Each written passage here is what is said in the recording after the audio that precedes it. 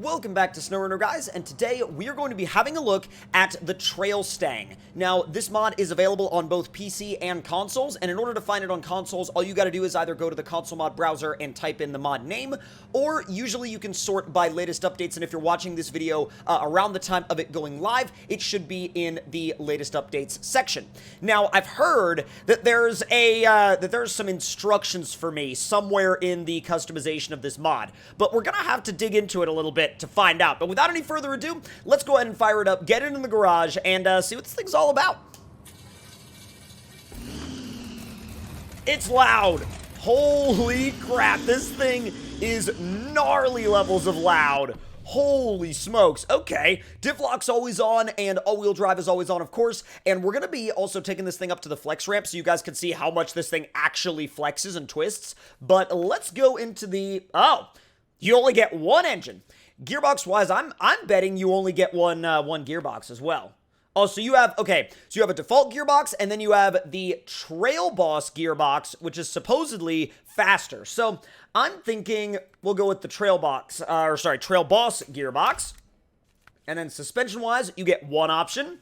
Now, we have the 37-inch Super Swampers, the 37-inch Stickies, and the BKT Mud Tread, which, oh, that's where it is. So it says, in all caps, might I add, GC, if you use these for open mud bogging, I will ban you from all of my mods. These are meant for muddy trails and not mud bogging. Well, that's certainly a charged opinion, isn't it? They look pretty mud bog friendly to me. We might just have to try it. Now, I think what we're going to do first is we're probably going to throw the Stickies on it. And let's go ahead and get those on there. And then winch-wise, we probably get one option. Wheels-wise, we get one option. But thankfully, we can change up the color. Now, I do think it looks really, really good in, like, kind of a lime green. It actually looks really good in this kind of darker green as well. I like the blue. Ooh, I like that blue a lot, actually. This, holy crap, this goes on and... Whoa, wait, whoa, hold on. These are accent colors? Oh, so that... Oh, that's... different. So, like, these are accent colors, and then the ones up here are full colors. So, basically, if you wanted to have, like, let's say, blue with, like, red accents, you could. If you wanted to have black with red accents, you could do that as well. So, I think what I'm going to do, then, is I'm going to do kind of a middle-of-the-road blue with maybe a... nothing necessarily in here goes all that great with blue. Maybe like a gray accent. No, that's not... Well, I was going back and forth on it because I feel like... Uh-oh. Something got messed up. Yeah, something got really messed up. I'll tell you what. I'm just going to run the green, and we're going to go with it, and then we're going to see what happens. All right, so let's go ahead and go back out of the garage.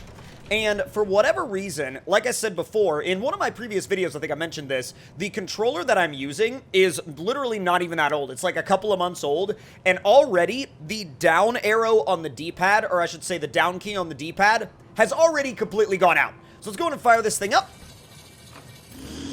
Now, I highly doubt that it can actually pull any trailers, but we're going to back into the trailer store real quick just to see. Yeah, no. No trailers for this thing. All right, so let's go ahead and get you over to the flex ramp and see what it can do on this one. Now, I have a feeling that it's going to be able to flex more than this flex ramp will actually be able to show. So, oh my god, yeah. I mean, you want to take this thing onto a set of back trails. I mean, literally, that's what it's designed for. There's no way that you're going to run into any issues whatsoever taking this thing rock crawling. And really, you could also use this thing to scout out a campaign map if you really wanted to as well. I mean, heck, you could find all the shortcuts with this rig. And go ahead and make my way around this way. You better believe we're going to try the rock obstacles. Not necessarily just the one that we always use, but I'll probably throw in a couple of other ones as well. Dude, it moves out and high, though. It rips. It's actually really fun to drive. It's really well balanced. The center of gravity is really low. I like it a lot. Yeah, I like it a ton. All right, repair and refuel. Let's give it a quick hill climb.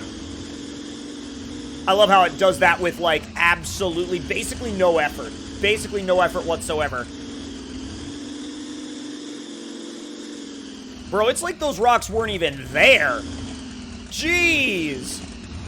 I can only imagine how well this thing would do on something like TNB Trails. The only issue that it runs into is the fact that, like, being that it's got a car body on it, you've got a little bit more of a front overhang than you normally would on, like, you know, an off-road rig or a Jeep or a Bronco or something like that. But, I mean, if you can get around the fact that this thing has a little bit of a longer front overhang, you're going to have a blast with it. And I love the fact that there's more, like, kind of different, you know, like, creative-style crawlers coming to not only PC, but consoles as well. Getting a look at that flex for sure. Come on. One thing I gotta say about it, too, is, like, the torque. The torque is insane. The torque is absolutely insane. And this is all, like, automatic mode, just light on the throttle. This is probably, like, 40 to 50% throttle. And then you can just crawl it right down. Come on. Easy. It didn't want to move right there until I hit about 50% throttle. I was like 20%, nothing, 30%, nothing, 40%.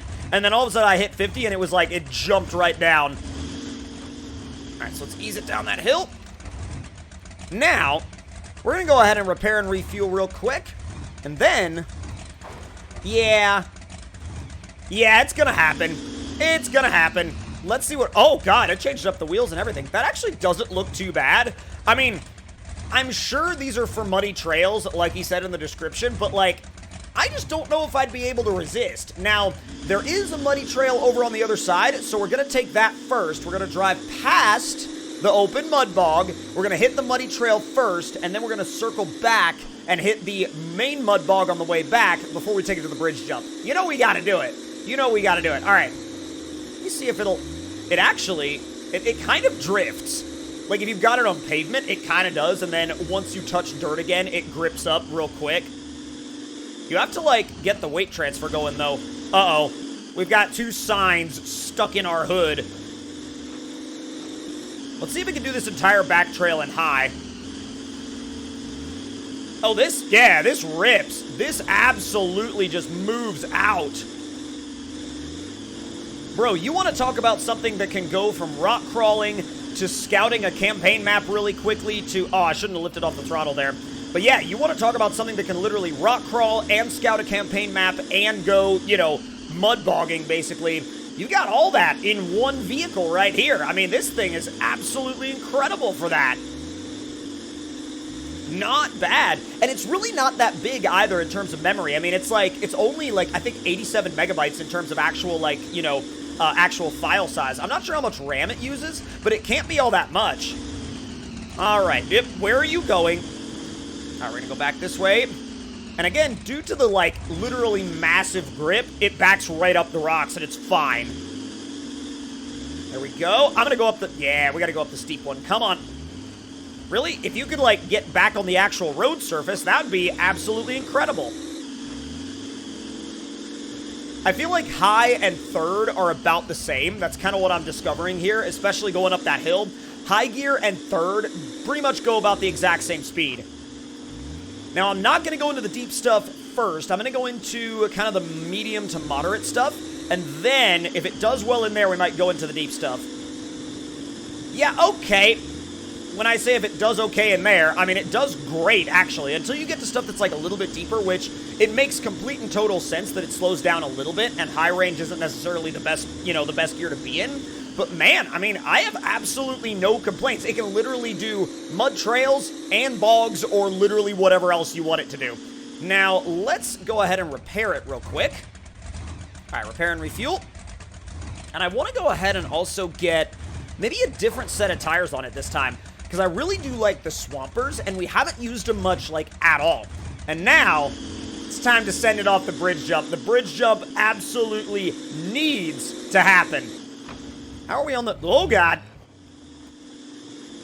Easy. Oh, it actually... If you turn in and just floor it on the Swampers, it will actually kind of kick the back end out into a drift. And it's pretty easy to recover it as well. Some of the vehicles in this game, they don't like to do that, and they'll just basically, like, shoot off towards the woods or shoot off towards, like, whatever obstacle is in your way.